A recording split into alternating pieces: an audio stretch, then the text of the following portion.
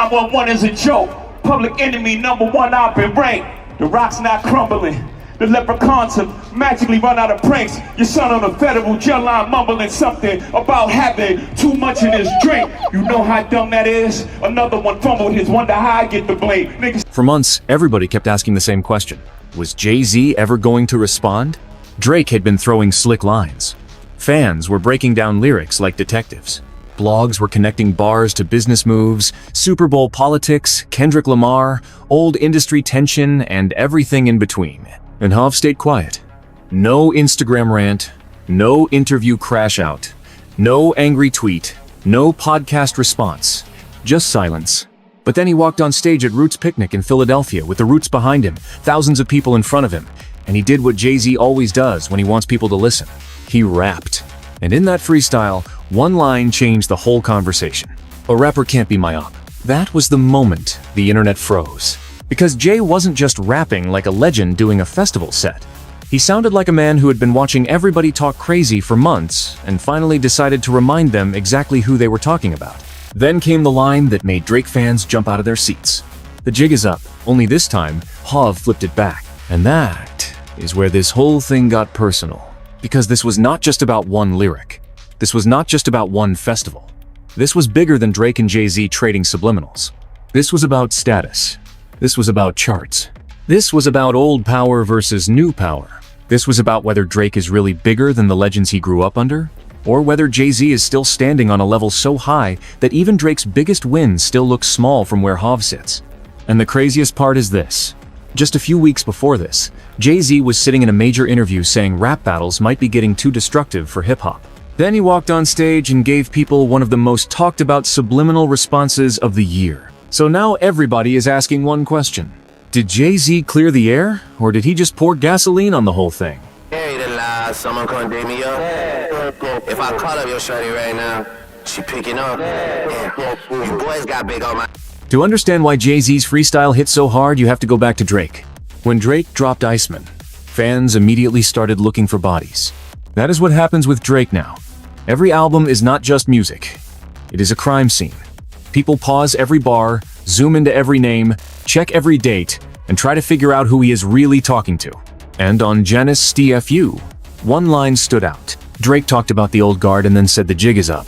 Fans instantly connected that to Jay-Z. Because come on, Jay-Z is Jigga, Hov, the man whose nickname is already sitting inside that phrase. So even if Drake did not say his name directly, people heard it as a slick shot. And Drake's angle was simple. You OGs are not above me anymore. You watched me become the chart king. You watched me survive the Kendrick battle. You watched me take all the hate, all the memes, all the industry talk, and still go #1. That is why Drake fans were talking so crazy online. They were saying Drake had passed the old guard. They were saying Hov was out of touch. They were saying nobody in the club is begging for a Jay-Z record anymore. They were saying Drake is the one everybody is still fighting because he is the real king of this era. And for a minute, it looked like Jay-Z was going to let it ride. But Hov does not always respond when people want him to respond. He responds when the stage is big enough. And Roots Picnic was the perfect stage. Not a podcast couch, not a Twitter space, not an Instagram live with blurry audio. A real stage, a real band, a real hip-hop crowd. In Philadelphia, with the Roots behind him. That is different. Teeth is tumbling out their mouth and somehow I'm the one who done it. It's a mystery game.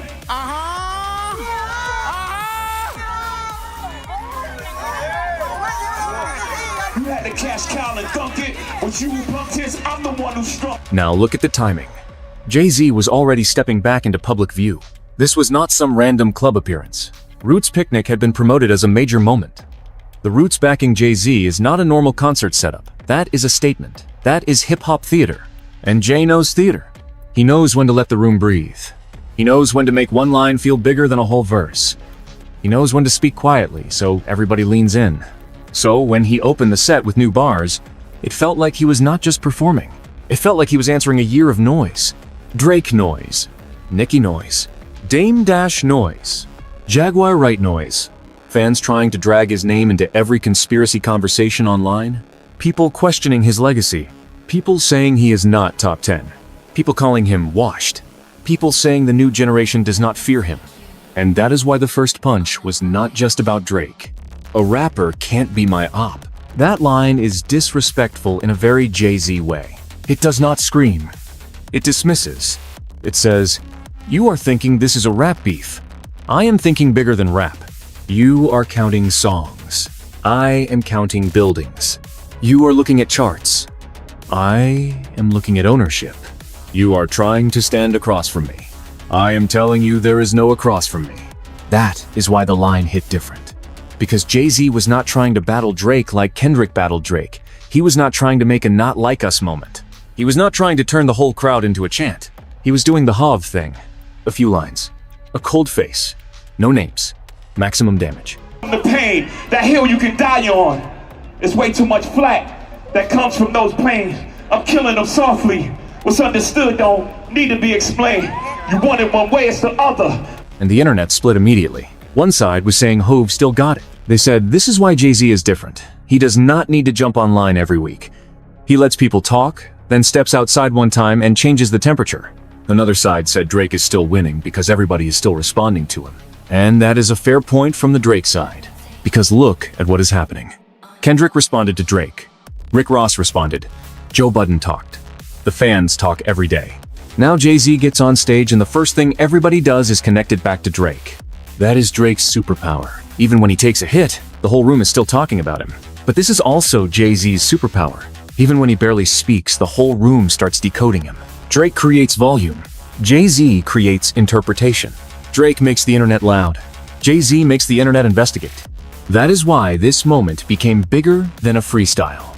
Because both fan bases could claim victory. Drake fans said Hov had to respond. Jay fans said Hov responded without even saying his name. And somewhere in the middle, the truth is probably this. Both of them knew exactly what they were doing. Drake did not accidentally say, "The jig is up." Jay-Z did not accidentally flip it back. That was not coincidence. That was rap chess. And the last pillar is battling. We love the excitement. And I love the sparring and the music you get. But in this day and age, it's so much But here is where things get messy.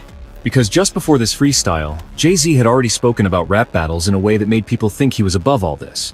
In his GQ interview, he talked about Kendrick and Drake. He said the battle got too personal. He talked about how stan culture turns music into character assassination. He basically said hip-hop has grown to a point where maybe battling does more damage than good. That sounded mature. That sounded like an elder statesman. That sounded like a man who had already been through the Nas war and did not want to see the culture tear itself apart again. But then Roots Picnic happened, and fans immediately started saying, "Hold up, how are you saying battles are too destructive, but now you are on stage sending battle-type shots?" That is the contradiction people jumped on. And that contradiction is what makes the story interesting. Because Jay-Z is not just some calm billionaire who forgot how to rap. He is still the same person who survived the most dangerous lyrical era in hip-hop. He is still the same guy who understood what a subliminal could do before social media turned everything into a headline. He might not like what battling has become, but that does not mean he forgot how to battle. And that is what Drake may have underestimated. Drake is used to opponents who respond in real time. He is used to people rushing into the conversation. He is used to turning every beef into a week-long content cycle. Jay-Z does not move like that. Hov waits until the moment feels expensive. Then he steps in and makes people argue about 6 bars for 6 days. Now we have to talk about the chart line, because Jay-Z did not just flip "The jig is up." He also aimed at the chart conversation. And that matters because Drake's strongest argument right now is numbers. He can say he has the hits. He can say he has the streams. He can say he has the chart records. He can say that no matter how much the internet jokes, he is still sitting at the top commercially. That is why Drake fans always go back to numbers. Who sells more? Who streams more? Who charts higher? Who dominates longer? And Drake has a real case there. Nobody can honestly say Drake is not one of the most commercially dominant rappers ever. The man built an empire off consistency, hits, timing, and knowing exactly how the internet moves. But Jay-Z's response was not really about denying Drake's chart power. It was about changing the scoreboard. Wrong chart, champ. That is the message. You are looking at Billboard. I'm looking at Forbes. You are looking at week 1. I am looking at 30 years. You are looking at streams. I am looking at ownership. That is the real fight. Drake wants to be judged by the numbers of this era. Jay-Z wants to be judged by the height of the whole career. And when Jay says people look up to Hav, he is not just talking about rap skill. He is talking about the blueprint. Literally. The label moves. The business moves. The sports moves. The billionaire moves. The cultural position where even when people criticize him, they still use his name as the measuring stick. That is why Drake mentioning Jay-Z is dangerous. Because the moment you bring Hav into a chart argument, Hav can turn it into a legacy argument. And legacy is where Jay-Z is hardest to fight. But he was just bored. All I do know, all that shooting, nobody hit. Jay-Z's whole career has been built on people doubting the level he was on. At first, labels did not want him, so he helped build Rockefeller. Then people said he was just a hustler rapper, so he made Reasonable Doubt. Then people said Biggie was gone, and New York needed a new king, so he turned himself into the standard. Then Nas came at him, and for a moment, the whole culture thought Jay might have finally met someone who could cut him down. But, even after taking one of the most famous losses in rap battle history, Jay-Z did something most rappers cannot do. He survived the loss. He adjusted. He grew. He became bigger. That is why Jay-Z is dangerous in conversations like this. He has already been embarrassed before. He has already been criticized before. He has already had people say he was finished. And every time, he somehow came back bigger than the argument. Drake is different. Drake is fighting from a position where the public still expects him to win every popularity contest. So when he takes public damage, it looks louder. Jay-Z's public damage is already built into the legend. He has scars. Drake has stats. And that is, the contrast fans are really arguing over. Do you value the scars or the stats? Do you value survival or dominance? Do you value influence or impact? That is why the debate gets so personal. Because when people argue Drake versus Jay-Z, they are really arguing two different versions of hip-hop success. I think Thank Me Later was the one and only project that I have where I was in that big label, that like artist just got signed, record label, we're gonna get you features and here's what we think. Like that was like probably the... Drake did not become Drake by accident. He became Drake because he understood the modern game better than almost anybody. He knew melody mattered. He knew memes mattered. He knew captions mattered. He knew vulnerability could sell just as much as toughness. He knew that if he gave fans enough music, enough quotables, and enough drama, he could stay unavoidable.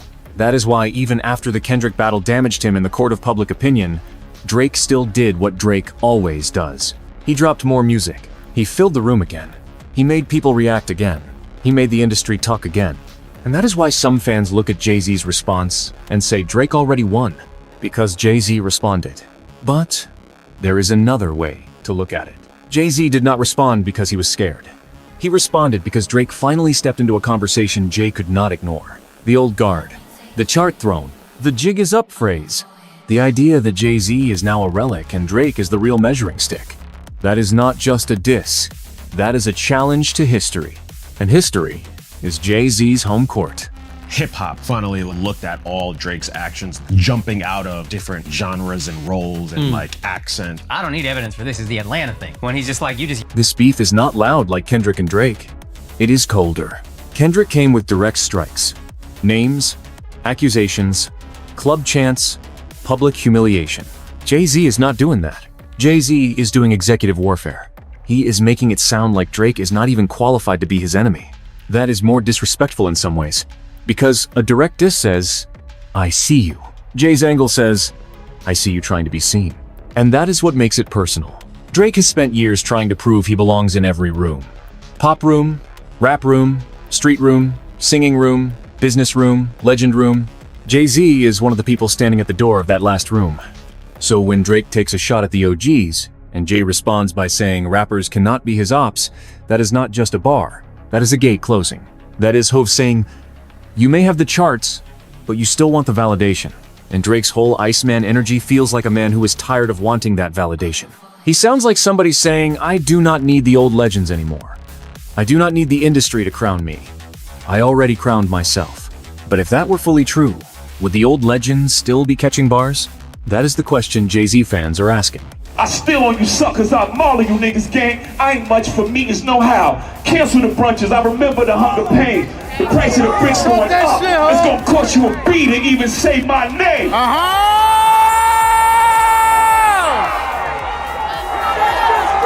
Then came the ugly part.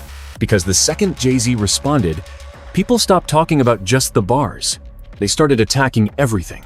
Some fans said Jay-Z is not top 10 all time. Some said nobody asks for Jay-Z in the club. Some mocked his look on stage. Some dragged unrelated controversies into the comments. Some Drake fans said Hav sounded upset. Some Jay fans said Drake fans were coping because their favorite rapper got checked by the person he was trying to bait. And this is exactly what Jay-Z was talking about in that interview. Modern rap beef does not stay on music. It becomes character war. It becomes stan armies, trying to erase legacies. It becomes people pretending a rapper was never great just because their favorite artist is in conflict with him. That is why this moment is bigger than Jay-Z versus Drake. This is about how hip-hop treats its legends in the streaming era. A legend can be respected for 30 years, then one viral tweet can make people talk like he never mattered. And a newer superstar can dominate the charts for a decade, then one bad public battle can make people talk like he was never talented. The internet does not do balance. It does extremes. Jay-Z is either the untouchable GOAT or completely washed.